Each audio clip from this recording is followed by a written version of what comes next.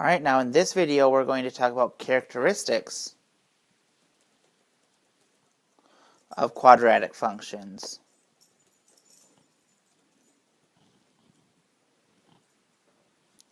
Now the first word we're going to define is zero of a function.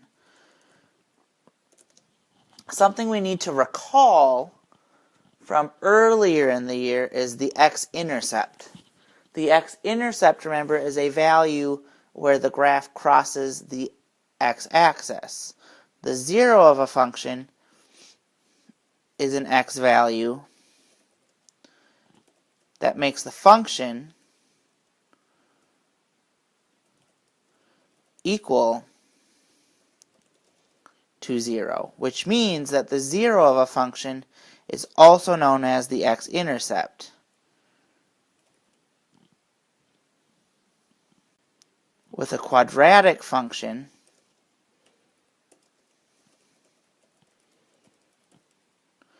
we can have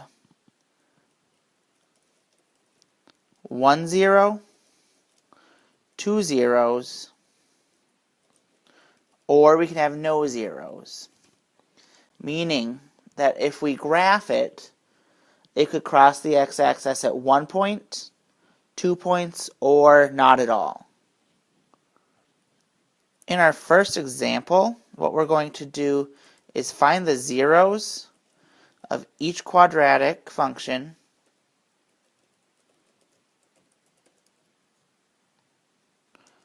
from its graph. And then we're going to check our answer. Meaning once we find a zero, we're going to plug it back into the quadratic to see if we get 0 back from it. So let's pull up our first picture. Alright, let's enlarge this. So here is our first example. We have y equals x squared minus x minus 2. And while it may be a little hard to read this, I'm going to go over the line so you can see it again, or see it better here in red for the graph of this first function. Now there are 2 spots where we cross the x-axis, which means there are 2 zeros. The zeros, they look like they're at x equals -1 and at x equals 2. So what we're going to do is we're going to check. We're going to take those 2 x values and put them into our function. So we're going to go y equals -1 squared minus -1 minus 2. Well, -1 squared, that is 1. When we minus a -1, that's like adding 1. 1 plus 1 is 2, and if we subtract 2 from that, we get 0, which means that is indeed a 0 of the function. Let's check the other one, 2. So if we have 2 squared and then subtract 2 and then subtract another 2, well, 2 squared is 4. 4 minus 2 is 2, and if we subtract another 2 from that, we get 0. So our answers were right. X equals -1 and x equals 2 are the zeros of that function. Now let's look at B here, and again, I'm going to go over it in red just so you can see it better. Here, we happen to cross at one spot, x equals 1. So let's see if we plug 1 in to the function, if we get 0 back. So we have -2 times 1 squared plus 4 times 1 minus 2. Well, 1 squared. Let's start there. Is 1 times -2 is -2. 4 times 1 is 4 minus 2. If we go -2 plus 4, that gives us 2. If we subtract 2 from that, we get 0. So we did find a 0 at x equals 1. Now, when I'm looking at this last picture, which again, I'm going to go over in red just so you can see it a little better. There, we don't cross, so there are no zeros.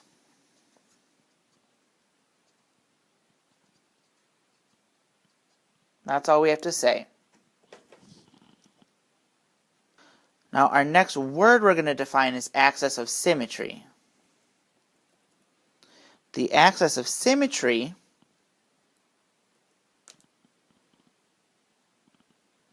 is the vertical line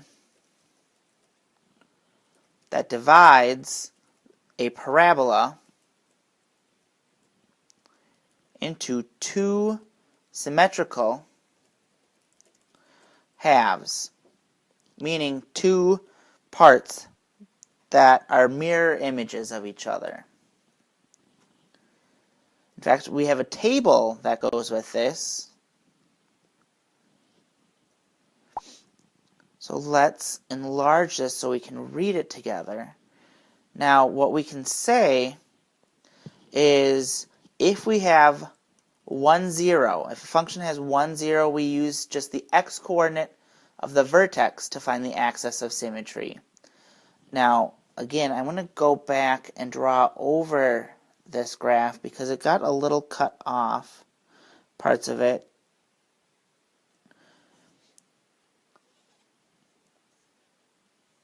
This graph has a 0, has a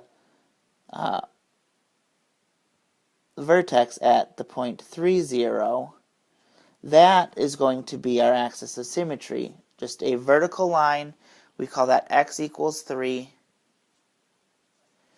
It splits that parabola in half. If we happen to have 2 zeros, I mean, again, you can just find the vertex and take the x-coordinate of it, or you can also take your zeros and find the average of them. So if we add the 2 zeros and divide by 2, we can also find the x-coordinate of the axis of symmetry. Now, in our next example, example 2, we are going to find the axis of symmetry of each parabola. So I have a picture that goes along with this one right here. So we're given the picture, we just have to identify the axis of symmetry. So in the first one, since we have 1, 0, we can draw an imaginary line through that 0 that's at the point 2, 0, which means the axis of symmetry, which I like to abbreviate as AOS,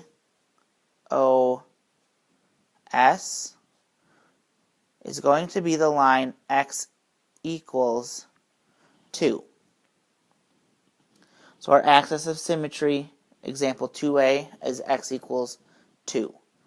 For 2b, since we've got 2 zeros at the points 1, 0 and 5, 0,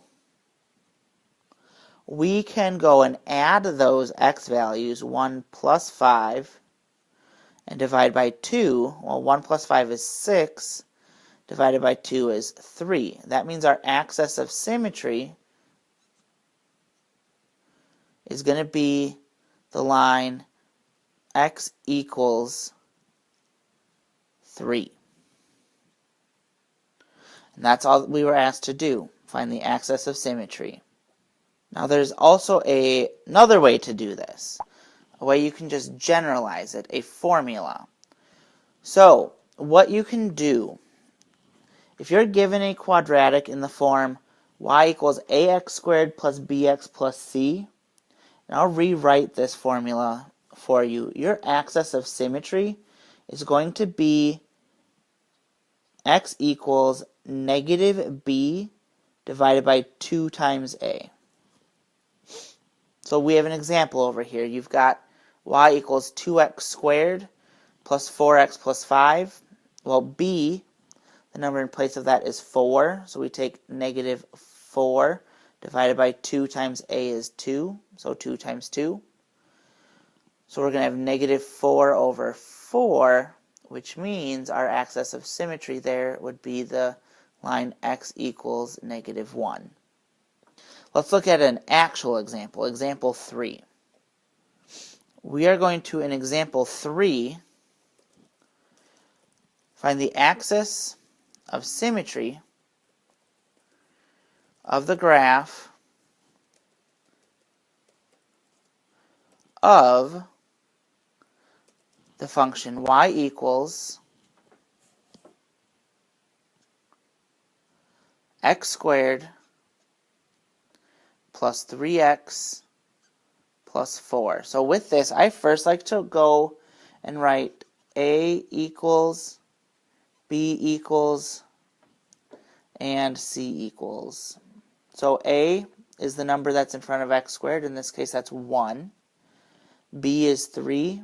c is 4. We might not need all of those, but we do know in the formula we need to have a and b. So x is equal to negative b over 2a is the formula we use. We know b, we know a. So our axis of symmetry is going to be x equals negative b, negative 3, over 2 times 1, which means our axis of symmetry is going to be the line negative 3 over 2. So our answer is x equals negative 3 over 2, that line, or you can say negative 1.5 as well. I would also accept negative 1.5. Now, once we've figured out the axis of symmetry, we can actually use that to find the vertex. So I've got 3 steps here for you to copy into your notes. The first step for finding the vertex is to find the x-coordinate of the vertex, which all you're going to do is you're going to find the axis of symmetry to do that. For step 2, once we know the axis of symmetry, we're going to plug that x value back into our function to find the corresponding y-coordinate. Once we have that, we just write those two numbers as an ordered pair. So let's look at our very last example, which is going to be to find the vertex. So example 4, we're going to find the vertex of the given function. So first, we're looking at example 4a. We're going to be given a graph, and we want to find the vertex of this graph. So first, we have 2 zeros. We've got a 0 at negative 2, 0, as well as 0, 0. So we're going to find first the axis of symmetry. We're going to go negative 2 plus 0 and divide that by 2. So we're going to take negative 2 divided by 2, which means we're going to have x equals negative 1. Now we're going to take that and we're going to plug it back into the equation. So we're going to go negative 1 squared minus 2 times negative 1. Negative 1 squared is 1, so we're going to have negative 1. Negative 2 times negative 1 is going to give us a plus 2. Negative 1 plus 2 is 1. So that means the vertex of this graph is at the point negative 1 on the x, 1 on the y. Now I've got one last part to example 4. For b, we're going to be given an equation. Y equals 5x squared minus 10x plus 3. We're going to find the vertex from this. So let's start by just say Find the axis of symmetry. So remember that's x equals negative b over 2a. And in this case, a is 5, b is negative 10. So we're going to say x is equal to negative 10 over 2 times 5. Well, negative 10 is just 10. 2 times 5 is 10. 10 divided by 10 is 1. So our x-coordinate of our vertex, I'm going to go down here at the bottom, vertex, x-coordinate is 1. We're going to plug 1 in to 5x squared, so 5 times 1 squared minus 10 times 1 plus 3 to find the y-coordinate. 1 squared is 1, and 1 times 5 is 5. 10 times 1 is 10, so 5 minus 10 plus 3. If we go 5 minus 10, we're going to get negative 5. If we add 3 to that, we get y equals negative 2. So our vertex is going to be at 1, negative 2. And that wraps up our lesson on characteristics of quadratic functions.